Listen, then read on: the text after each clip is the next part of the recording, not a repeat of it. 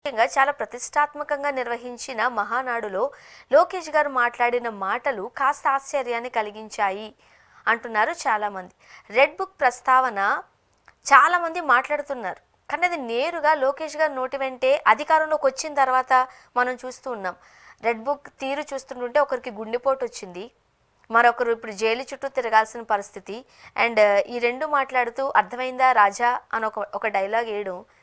ఇప్పుడు అధికారంలో ఉన్న ఒక తండ్రి స్థానంలో ఉన్న ఒక పెద్దన్న స్థానంలో ఉన్న వ్యక్తులు మాట్లాడాల్సిన మాటలు ఇవే అంటారా రాజకీయాలలో? ఎట్టి పరిస్థితుల్లో ఆ విధంగా అనకూడదు. మీరు చెప్పినట్టు ప్రతిపక్షంలో ఉన్నప్పుడు కొంత కార్యకర్తలకు నాయకులకు భరోసా ఇచ్చేదానికి అప్పుడు మాట్లాడచ్చు. ఆ ప్రతిపక్షంలో ఉన్నప్పుడు కార్యకర్తలకు నాయకులకు వాళ్ళ పార్టీ నాయకులకు భరోసా ఇచ్చేదానికోసము అప్పుడు మాట్లాడవలసిన అవసరం ఉంటుంది, మాట్లాడచ్చు. మీరు చెప్పినట్టు వన్స్ అధికారంలోకి వచ్చిన తర్వాత అంత మెజారిటీ ఇచ్చిన తర్వాత అందరూ మనోళ్ళే. వన్స్ ఎలక్షన్ అయిపోయినాక ప్రజలందరూ మన వాళ్ళే. సరే, కొందరు తప్పు చేసింటే అది చట్ట ప్రకారంగా యాక్షన్ తీసుకోవచ్చు. దాంట్లో వచ్చేసి గత ప్రభుత్వంలో కానీ ఇప్పుడు కానీ చట్ట ప్రకారంగా కొందరు తప్పు చేసినప్పుడు తీసుకోవచ్చు. కానీ అది ఏదో బద్దసము రెడ్ బుక్ దాని గురించి పెద్ద ఏదో ఘనకారం చేసినట్టు పదే పదే చెప్పుకోవడం అది కరెక్ట్ కాదు. చట్ట ప్రకారంగా ఆ రోజు నేను చెప్పింది వాస్తవమే, ఈరోజు చట్ట ప్రకారంగా మేము తీసుకుంటాం అంతే తప్ప కక్ష సాధింపు ఉండదు అనే మాట అనాల. చట్ట ప్రకారంగా తప్పు చేస్తే ఎవరైనా సరే, మా ప్రత్యర్థి పార్టీలను సరే ఎవరైనా సరే, ప్రజలు తప్పు చేస్తే చట్ట ప్రకారంగా చర్య తీసుకుంటాము, మిగతా ప్రజలందరి మా వాళ్ళే అనే యాంగిల్లో ఉండాల. ఇప్పుడు వచ్చేసి ఆ టైప్ రామరాజ్యం అని ఎందుకు అనుకుంటున్నాం? ఇప్పుడు త్రేతాయుగంలోని రామరాజ్యం గురించి ఇప్పుడు కూడా ఎందుకు అనుకుంటున్నాం? ఒక్కరు కూడా వచ్చేసి ఒక రజకుడు వచ్చేసరి దాన్ని కూడా ఆలకించడం జరిగింది. కాబట్టి పదే పదే రెడ్ బుక్ గురించి ప్రస్తావించడము, అది ఏదో పెద్ద ఘనకారం చేసినట్టు భావించడము అది కరెక్ట్ కాదు. అది వీళ్ళు చేసినా కానీ ఎవరు చేసినా కక్ష రాజకీయాలు ఉండకూడదు. చట్టం తన పని మాత్రం చేసుకోవాలి. మనం దాన్ని వచ్చేసి వాళ్ళు వైకాపా వాళ్ళు కాబట్టి వాళ్ళను శిక్షించకూడదు అంటే కాదు, చట్టం తన పని దాన్ని చేసుకోవాలి. అండ్ బీటెక్ రవి గారు వచ్చే మహానాడుకి ఖచ్చితంగా జగన్మోహన్ రెడ్డి గారు అరెస్టు ఖాయం అని చెప్పారు.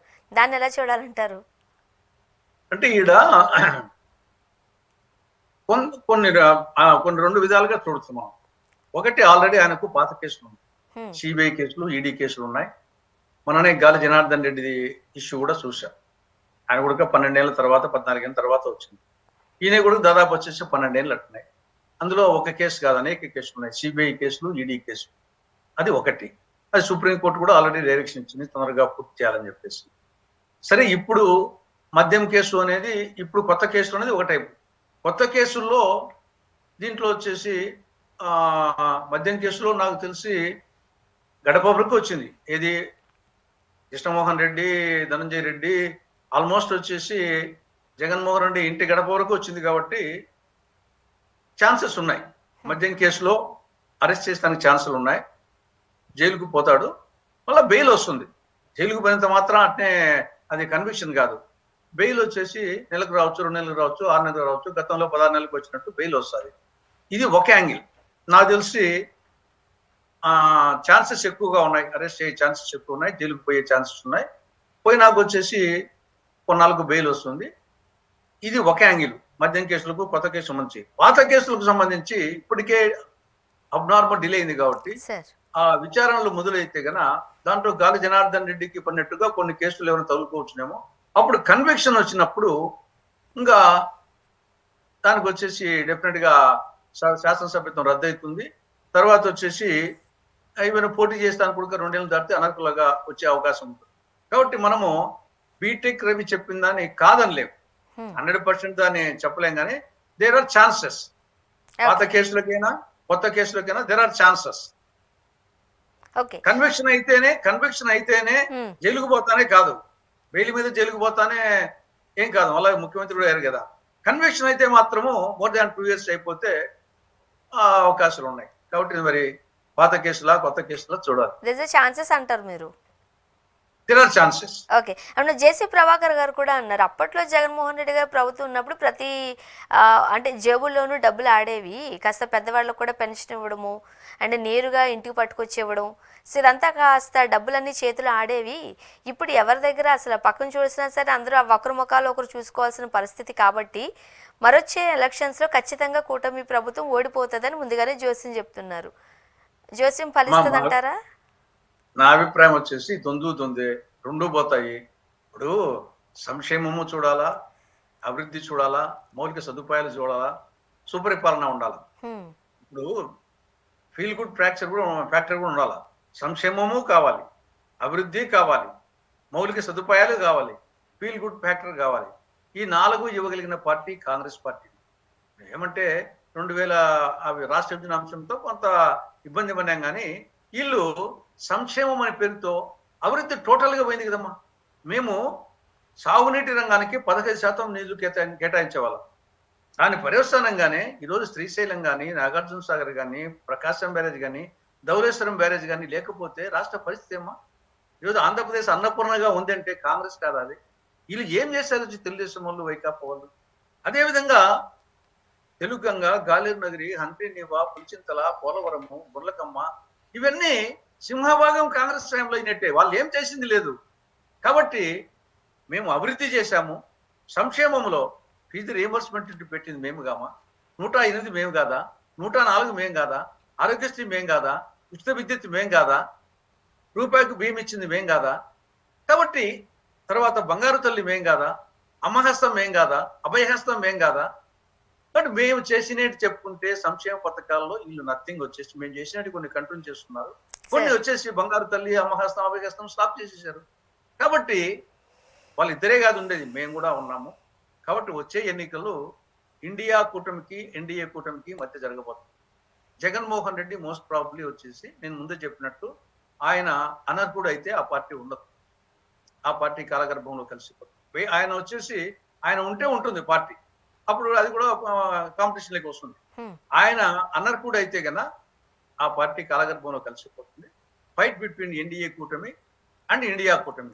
ఇండియా కూటమిలో కాంగ్రెస్, కమ్యూనిస్టులు, ఆ పక్క ఉండే ఎన్డీఏ కూటమి తులసి సార్, రాష్ట్ర విభజన తర్వాత కాంగ్రెస్ ను మర్చిపోలేని విధంగా కాంగ్రెస్ పెట్టింది ఒక పెయిన్ గా ఆంధ్రప్రదేశ్ ప్రజలు తీసుకున్నారు, దూరం పెట్టారు.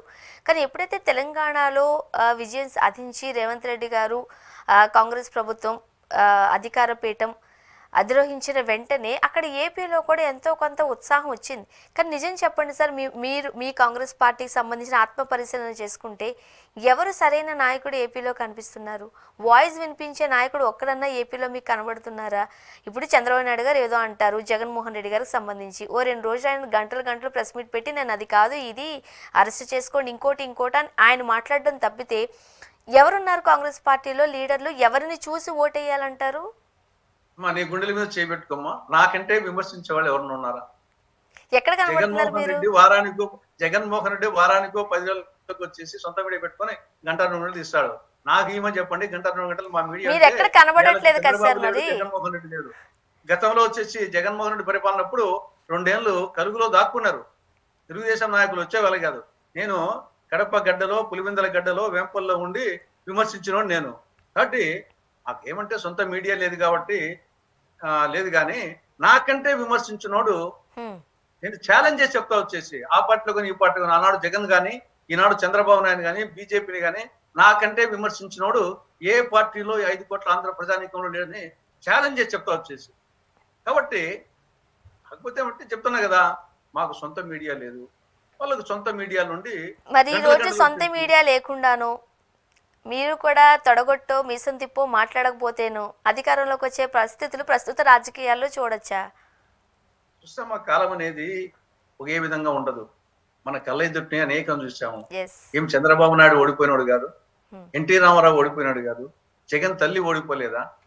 కాబట్టి ఇందిరాగాంధీ ఓడిపోయింది, వాజ్పేయి ఓడిపోయినాడు, అంబేద్కర్ ఓడిపోయినాడు, ఎన్టీఆర్ ఓడిపోయినాడు, జయలలిత ఓడిపోయింది, జగన్మోహన్ రెడ్డి తల్లి ఓడిపోయింది, కేసీఆర్ ఓడిపోయినాడు, చంద్రబాబు ఓడిపోయినాడు, లోకేష్ ఓడిపోయినాడు, పవన్ కళ్యాణ్ ఓడిపోయాడు, చిరంజీవి ఓడిపోయినాడు.